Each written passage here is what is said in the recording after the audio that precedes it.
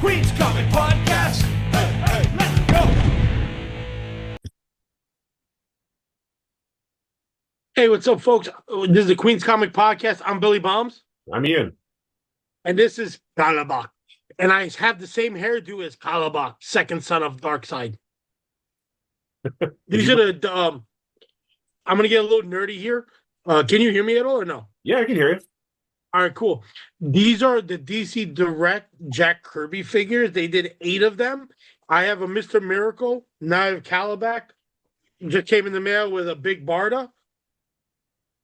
And I have a tattoo of Mr. Miracle on my leg, but my next big tattoo is going to be Big Barda, actually.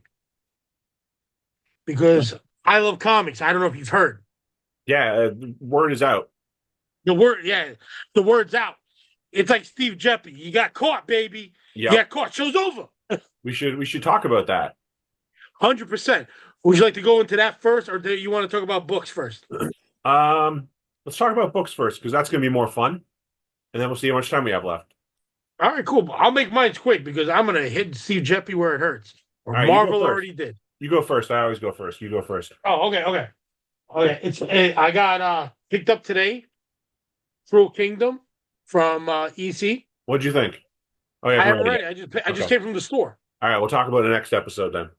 All right. I read it last night. Oh, Jay Gonzo's cover of Spirit of Vengeance. Big fan of his artwork. Cool. Yes, I got that. I just picked up books to flip. I just got this newsstand for a pretty good price. It's not in the best condition, but it's way nicer than it could be with this stupid plastic. And then, I don't know, I heard you're a big Danzig fan, so I got one of these. Because, if you're going to scream with me, but Danzig, I'm sorry. Yep. So we got that. I have a few big books to show, but I want to show this off real quick. People were telling me, they're like, don't worry, this is created by an artist. This is a Spider-Man versus Venom pin. I want the audience to say it with me. Say, bootleg. This is a bootleg. I don't care what anybody says. I have dealt with pin people for years. Their favorite thing in the world is to bootleg stuff and act like they're an artist. You're just really good at Photoshop.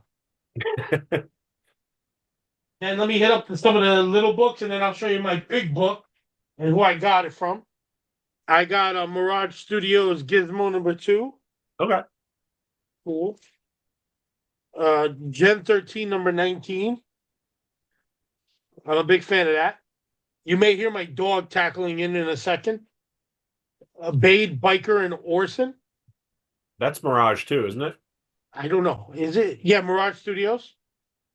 First appearance of Cypher. Okay. Cool. Ground Pound Comics from, I think, Last Gasp. I pulled one of those out of a dollar bin last year. I pulled it out of a dollar bin this year. Yeah. I got it from, what was it? I got it from Crimson Raven Comics.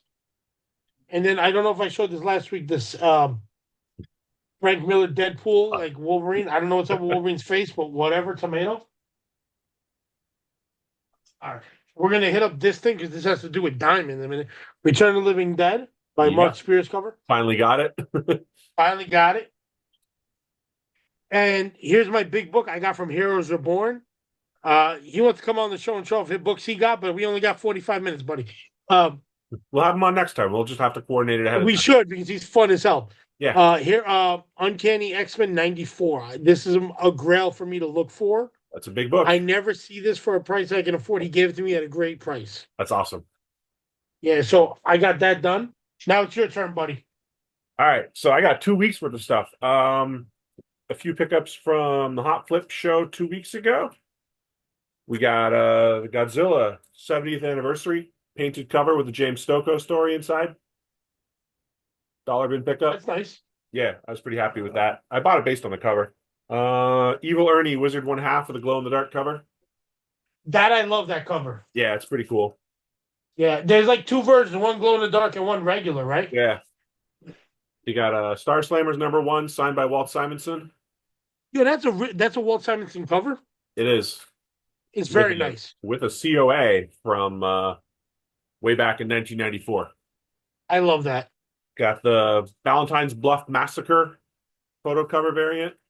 Have you ever seen the My Bloody Valentine slasher from the Yeah, 80s? yeah, yeah. That's the Yeah. comics for it. Yeah. That's fantastic. Yeah. An Epitaphs from the Abyss variant cover from a dollar bin. Very nice. The Justice League issue where Batman knocks out Guy Gardner with one punch. I love that. Oh yeah, and was it Mr. Miracle? He's did it in one punch. One It's Blue punch. Beetle. I think it's Blue Blue Beetle who Beetle. does Oh, it. okay. Yeah. I forget. Oh yeah, Mr. Miracle crashes a alien ship into the roof. Yeah. It's been a while since I bought a Nancy comic, so I had to rectify that. Nice. Adventures into the Unknown. Just some cool late 50s horror stuff. Nice. Is that a red coat or a swashbuckler? It's just it's a Lance Lenning lunatic. I don't know what that A means. little column A, a little column B. I think so. Yeah, I haven't read it All yet. right. Mothman, which is based on a Frazetta painting, but this is not a Frazetta painting. It's obviously an homage to the David Cronenberg The Fly Yeah, remake. yeah. So That's so weird.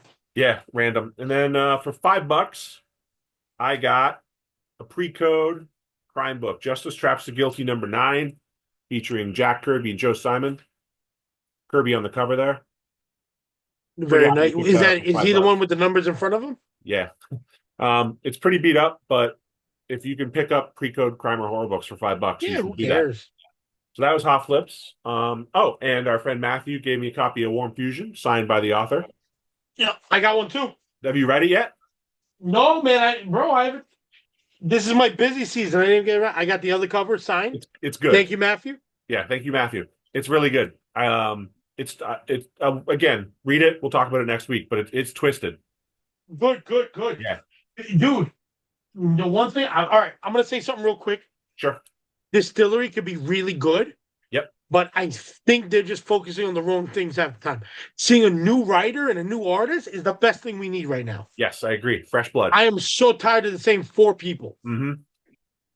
All right. Some mail order stuff from mycomicshop.com. I got another Joe Linsner sketchbook. Very nice. And I got another Joe Linsner sketchbook. That's nice. Well, And 2004, he was doing sketchbooks back then. I think he started in 2002, 2001 or 2002. No, but like I'm used to it now. Yeah, Seeing it from back then is awesome. he was ahead of the curve. I have every issue of Cry for Dawn, but there are a couple of variants I was missing. So actually, I had the variant for issue 8. I did not have the regular cover for issue 8. So now I do. I like that. And this, I had a notification email set up for it. This came in stock. I have never seen this in person before. I picked it up for $6 from my comic shop. It's Joe and Tim Vigil's Sinbuck, which is a Gunfighters from Hell spinoff. Color artwork inside. It's R-rated rather than X-rated. So it's toned down a bit. It's still pretty violent. Have not had time to read it yet, but I flipped through it. The artwork is great. And then, oops, these are for later. Then last weekend, Matthew and I went to Streetside Anthony's in the morning, where I picked up an old Charlton horror book. And then we hit Midtown, where it was 50-cent day, and I picked up some 50-cent books. I got an issue of The Sickness that I didn't have, and a Gun Honey ratio variant that Joe Linsner did for 50 cents. That's cool. Yeah. That's nice. Haven't had time to read this yet, but The Death in the Family alternate ending. I wanted to read that one day. Yeah, well, I'll let you borrow it if you want. 50 cents. So I was like, sure. I'll find one because I love finding that stuff, reading it, and then we'll sell it, whatever. Yeah. And then some other 50-cent pickups. Sam Keith's The Hollows. I got 1, 3, and 4. I need issue 2. Very nice. The Hollows is cool. I have not read it, but I will pick up Sam Keith for 50 cents any day of the week. Of course. And then I picked up my new books, and I got the alternate cover of Cruel Kingdom. Nice. I'm still waiting for Midtown to deliver my 3 damn Mark Spears books I bought. That one? No, they didn't get me that one. I need a copy now. Okay. Yeah, I got that one. And like yourself, I got that one. The Return of the Living Dead one. That one I got. Yep. And the Green Hornet Miss Fury foil variant. That one I'm waiting for to pick up, yeah. Yeah. And then the DC versus Vampires one. That's the one I ordered as well. I'm waiting for that. Okay. And then I got Absolute Batman #4, which I read last night. It's getting better. I'm how it's Good, I didn't good. think it started strong, but it's gotten to be pretty good. Then I went to Gotham Thrift because I bought some crap from them on Whatnot, and I did in-store pickup. I'll go through these pretty quickly. I got a House of Mystery with some rights art that I did not have, issue 194. So I got that for Oh, that's a nice $5. cover. Yeah, it's in good shape too.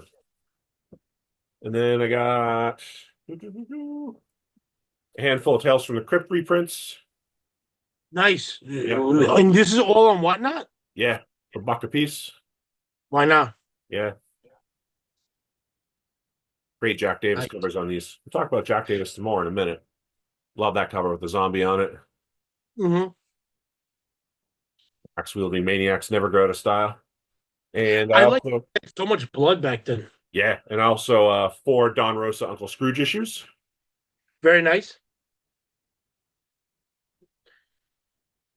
So yeah, for $1 a Like, piece. how do you know which ones are Don Rosa? Do you look up like what numbers? Because I get It's confused the when era. He was doing all of them at that time.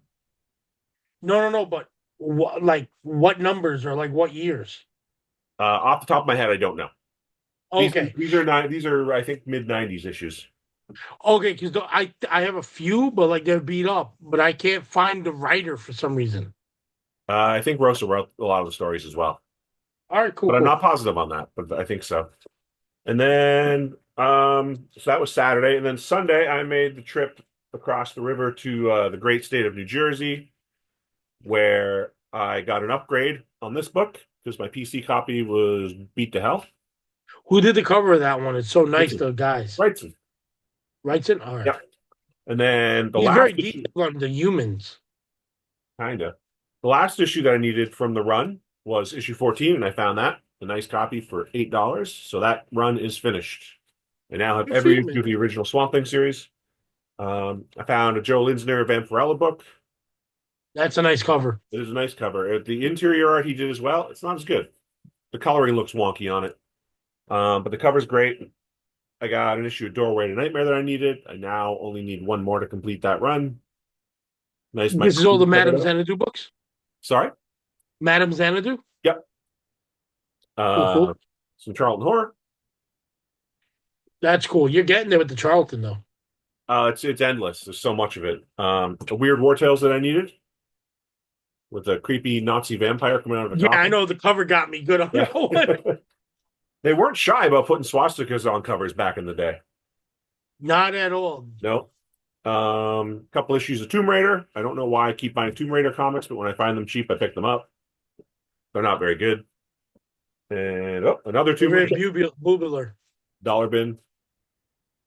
There's actually some cool Adam Hughes cover pieces in here. Is that one of those pinup books? Yeah. All right.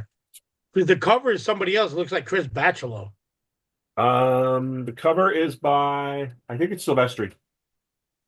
Oof. Oh no, I'm sorry, it's not. It's Dan Panosian, I think. That's new then. Dan Panosian's new. Let me pull it back. Let me pull it back. Sorry, See. I just can't help it because it looks It's like fine. somebody I love.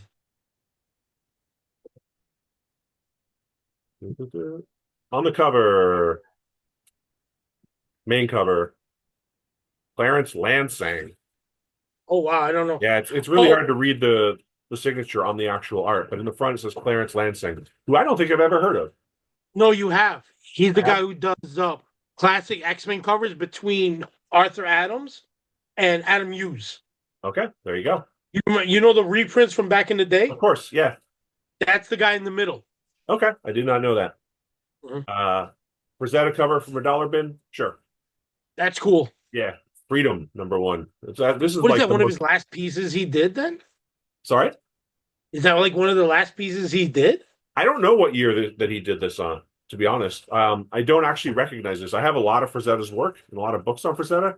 I don't recognize this painting, but it's him. Yeah, And that's what's throwing me off. Because usually we know all this stuff. Yeah, you gotta love it though. It's like, look at that muscle guy with 2 guns and 2 naked women hanging off his legs. Yeah, it's great, but like it just throws me off the years, you know? Yeah. A couple of issues of the Dark Horse Creepy series that have Corbin stories in them. I figured. Great covers. And speaking of Frazetta, Erie number 7 and number 8. Reader That's a great copies. cover. Yeah, the Sea Witch cover is one of my favorites. This one got used, I believe, by Nazareth on one of their albums. I don't even know that band if it kicked me in the ass. You don't know the song "Now You're Messing with a Son of a Bitch"? Definitely don't. Okay. Well, I will play it for you next time we hang out. And then my Fair big enough. score of the day, shout out to Oliver at the Encounter. They, I found this for $5. Tales from the Crypt reprint, which you probably don't care about until you notice on the front, signed by Johnny Craig. that's awesome. He died in 2001. And I actually posted a picture of this on the EC Fan Addicts Facebook group because that's where all the experts are. And Yeah. I wanted somebody to just like verify that it looks legit. It was $5. I wanted the book anyway because I didn't have it. So I wouldn't, if it wasn't authentic, it wouldn't break my heart. It wasn't a huge waste of money. But a bunch of people on there said, yep, that's his cursive signature. Very nice. Yeah. So I was pretty happy about that. So yeah, lots of stuff. Too much stuff. It's always the case. It's all good because let's talk about stuff now more. Let's talk about Diamond's announcement today. Diamond is the elephant in the room, having just declared Chapter 11 this morning. I'm not going to lie to you. They have a lot to do with the Queen's Comic Party. Explain. All right. Years ago, when this buffoon, during COVID or during the pandemic, whatever you want to call it, went on a 4 or 5 person chat where it went out to a lot of people, where he says that Steve Jeppy was like, there is no other people to sell comic books to or to deliver your comics but us. There's nothing you can do. He's like, somebody said it's like watching a mafia boss tell him how, like, just be happy I don't change the terms of more. Mm-hmm. Marvel turned around and hired Midtown Comics to deliver the books all over the country on the East Coast. Yeah. And another company on the West Coast to shove it up his ass. Now, it is basically, since that moment, he has definitely bankrupted the company because from that point on, he lost the biggest person on there. And they went on to, the Midtown was like overwhelmed. Lunar or whatever was overwhelmed by it. But they still got a discount because they got a huge amount of books and all that stuff. So they got their cut out of it and they still get a good price. So Penguin is part of it, Penguin Random House. Yep. But it's all from that one conversation. And I realized comic books have like a series of the worst people that were involved with it because I learned he had a lot of like, hold on one second. I'm sorry. My job won't stop calling me. Give me 1 second. Pause. That conversation he had. And then I found out that many stores had a huge line of credit with him for huge amounts. Mm-hmm. And already people were leaving comic shops at the time. There was some stuff getting bigger. So we started doing we were already doing a comic swap at Anyone Comics outdoors. Then I said, I could just rent a hall. I know this place called the Windjammer for $200. I rent the place out. Everybody give me $20. I'll pay back the venue. And I did. And we sold comics. And it got people to go out and meet up. Yeah. And then I met you at our 4th show. And it was like a few months later. No, like 7 shows down. Because we were doing it once a month from the summer. And then I met you around April. Yeah. I was going to the show before we met. Like, well, we had met, but before we really started talking. When we started talking, it was Queen's Brewery, I think, wasn't it? Yes. Yeah. Which was my favorite venue. I love that place. And that's how we met. Heroes Reborn. Mm-hmm. I met Premier Comics. They were one of the first vendors. I met Jay's Comics, who I'm going to meet tomorrow to pick up a bunch of Mark Spears books. A lot of people I met there and had a lot of fun with. And I love that place. Yeah. Because it was the least stressful for me. But they closed down because the pandemic was hard on them too. But when I remember we started doing it because I wanted people to be in the comics more than that. And we always told them, find a comic shop that you love and go there. But I knew that a lot of stores had this huge line of credit with him and they needed to sell stuff. So we didn't, comic books was a big boom, whatnot. We were the big boom of physical show up, be part of your community. We kind of started that again in the pandemic because in the 90s, there was monthly shows. But Right. We were the first ones to bring it back for 2021. And then we've done it hardcore. We've only missed 1 show. Yeah. I'm 63-1. You know what I mean? That's a pretty good ratio. Yeah, I was on 61 when I had to cancel one, Yeah. and I've had two more since. And we'll always have a monthly show because there's always a place to go and hang out with your friends. Hmm. But go to your comic shop, go support them. Right now, they really need it because if they are filed for bankruptcy, I think any line of credit will be called Yeah. that's owed in the last 6 months. So go give your money to the comic shops. Go pick up your pull list. There's people I remember. I'm embarrassed to say this. I'm sorry I gotta say this about Royal. They had a long box of somebody who picked up for years just stopped coming, Hmm. and it was like at least a short box worth of books, and that was brutal because I never seen that before. And they took it. They're a much more established store with a lot of people on a pull list, but they even they know that they're going to be trying to figure out where the next set of books come from because Mark Spears' books come through there from Diamond. Um, Mark Spears' books come from there. Image Almost stuff. all the indie stuff is Diamond. Yeah, almost all the indie stuff. We posted on the Queen's Comic Podcast, and a lot of independent comic companies were like, "Screw them," Mm. because I don't think they've been paid in months. It wouldn't surprise me. And And now they filed for bankruptcy because of creditors.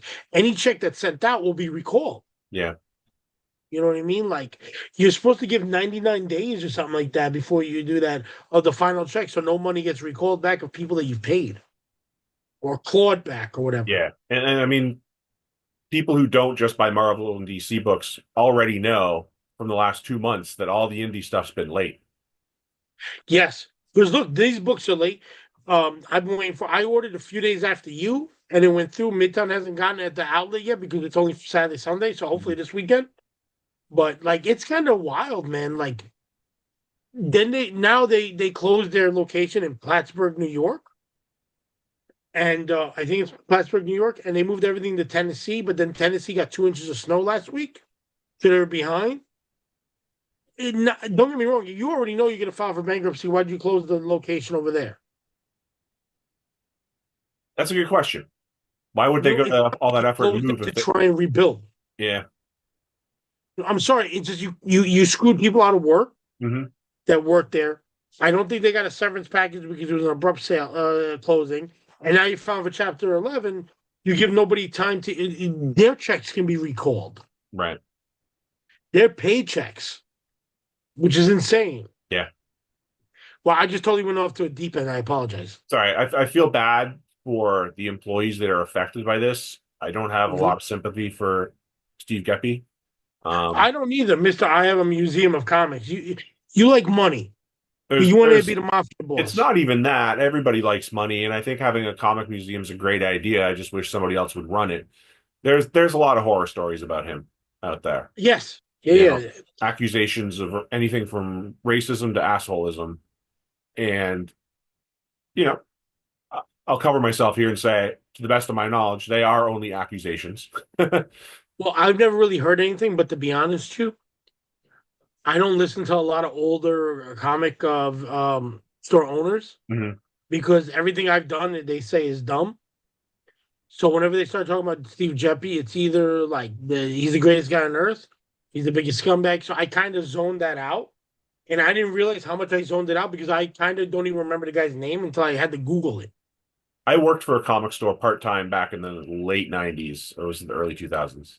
It was the late 90s, like 99. And whenever the previews catalog came in, everybody would rush to it, flip through it and see what the new stuff was. And it was exciting. It was like I Christmas love Day. And those previews catalogs, I'll always have like a nostalgic love for those things, those goddamn phone books that they put out every month.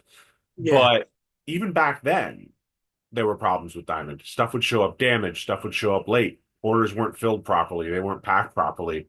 And every comic store in the country seems to have had similar issues. So how is that a sustainable? It was a sustainable business practice only because they essentially had a monopoly on the market for a long time. And Well, then get this. when Marvel split and when DC split, it was obvious that they weren't going to be able to stay afloat the way that they were without making some serious changes. And they didn't make those changes. Well, they kept doing that, bringing our comeback will be bigger than our setback or whatever. Mhm. Back in the early '90s, there was multiple forms of ordering comics. Did not know that there was multiple distributors that the comic companies would send to. Diamond bought them all out Yep. and became a monopoly, Yep. which I didn't know. I had to learn this from the hard way with people. You know what I mean? And like, I'm sorry, I'm looking it up so I'm not wrong, but you understand where they come from, like that it's a monopoly. And like he made, and the thing is, though, this is a country that monopoly's not supposed to exist. Right. But he found a way to shaft everybody and make it like his own. Um, and it weirds me out because, like, sorry, I'm doing a lot of ums today.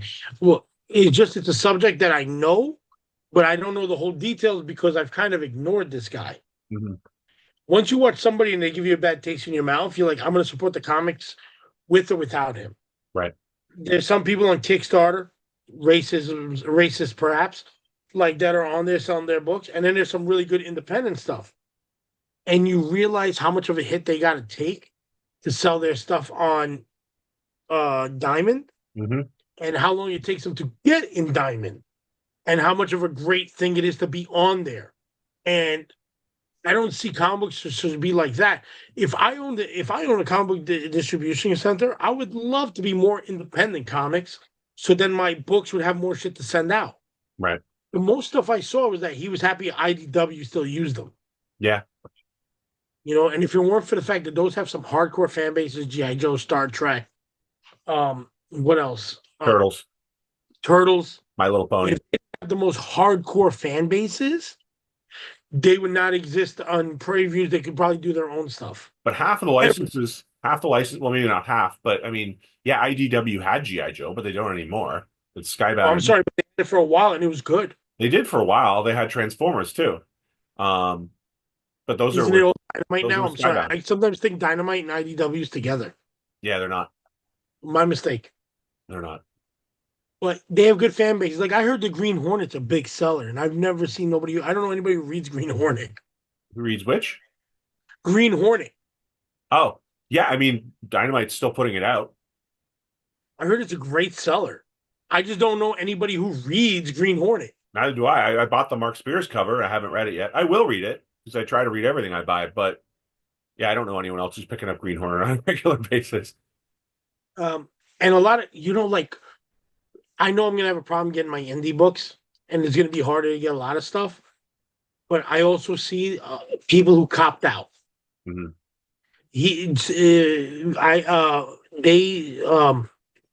I'm having a brain fart. The name Diamond feels like they copped out. You closed the factory last week. You moved everything to Tennessee. You've been behind anyway, which we all accept. But instead of being like restructuring, let's just quit. The press release said they'd already sold off, I think, the toy distribution arm and the UK distribution arm. I thought it said that they bought it. Well, I think they were bought. They were bought. All I right. believe so. I don't have the press release in front of me, but I read it this morning. And that's what I'm remembering. I'm not 100% sure that I'm completely correct on that, but I think that's what was in the press release. So if that is the case, they are doing some restructuring, but it seems to me to be a case of too little, too late. Yes. I know Free Comic Book Day kills a lot of stores, and Diamond is the distributor of that. Or am I incorrect? I don't know. Because it's a lot of indie books. Yeah. You know what the big problem is? It's that comic book stores do pay a small percentage, like maybe 5-10 cents a book, but they pay heavy shipping. Yeah, I think after shipping, it works out to be like 25. Whoa. Works out to be 25, 30 cents a book. Fair. Yeah. The big problem with Diamond is they would send extra books and add to the weight. It's scummy. Yeah, and that was the big problem towards the end. I remember it at Astoria Comic Shop would have that problem, and they were like, "Yo, the weight's too much." He goes, and it's not just that; it's books that I can't sell. Yeah. But they're like, "Oh, don't worry, pay me back later." Sorry about that. So that idea of pay me back later is good for them because they overbought from a distributor, from a small distributor, but they would pass the debt on to you. You know what I mean? Like, and I don't get it. Like, like right now is like it's like the end of man right now. When in Lord of the Rings, where it's the end of comics, and it's the age of manga Yeah. and what's popular. And instead of getting ahead of the curve and working out with Viz or Shonen Jump, these guys are just like steadfast in their old ways. It does seem like there's a fair amount of shops out there that if they weren't carrying manga and trades, they wouldn't be in business. Mm-hmm. That's 100%. what. I was talking to somebody from a Manhattan shop called Montesi, Mhm. and it's a card store that sells comics. And they're like, this person was like, I've only been there a couple of weeks. I've only sold 2 comics. We sell mostly cards, Yeah, but we're called a comic shop. And I was like, oh, you know what I mean? Like, right. It's called a comic shop, but really it's a Pokemon shop.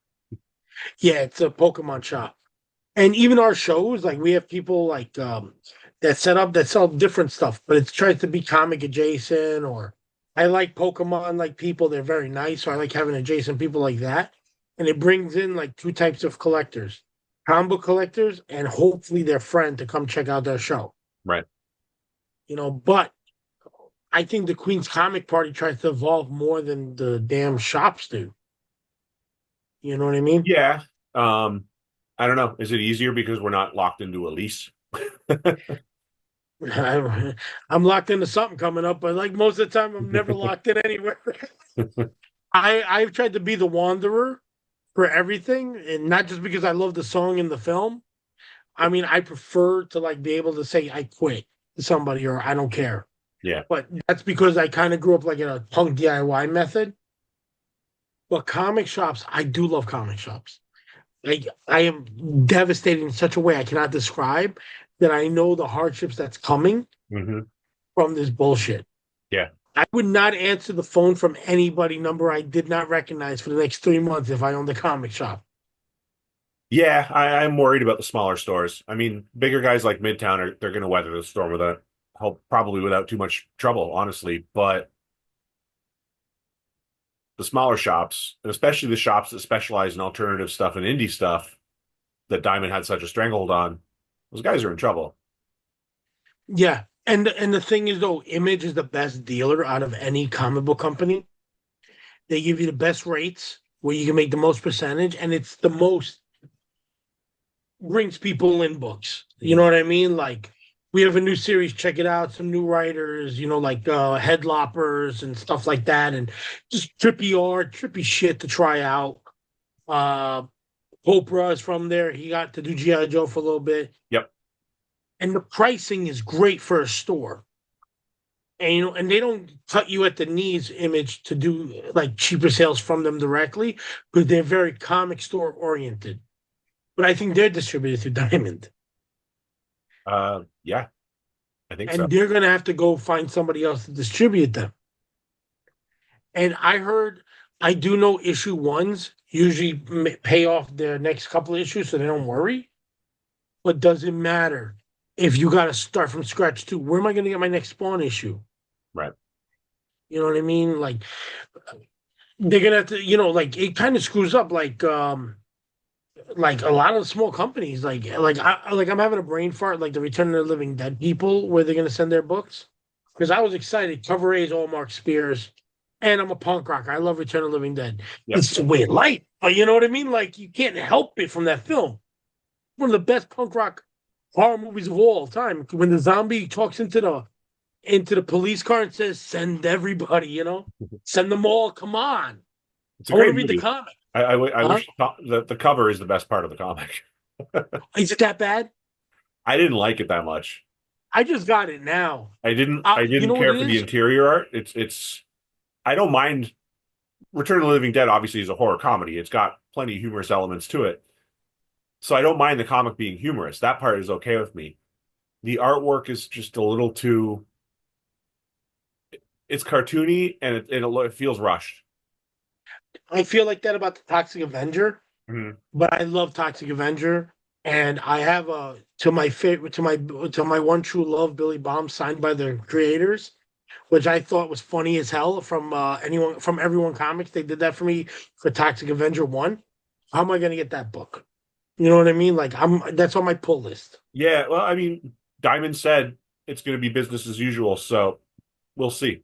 We'll find out in the coming weeks. Well, would it have been better to file for Chapter 9, where it's restructuring, I or don't is know. Chapter 11 the restructuring? Yeah, I don't know. Because I'm confused. Like, it is hard times, but I see people buying books. Yeah. I see people reading. Oh, let's hope for the best. Let's get everybody good, and let's see what's next. Yeah. But we're gonna wrap it up because we've been talking for a while. Wrap it up. Keep supporting your local comic shop and come to the Queen's Comic Party in Brooklyn on the 25th of January at 148 Frosty. Thank you. I'm Billy Bombs.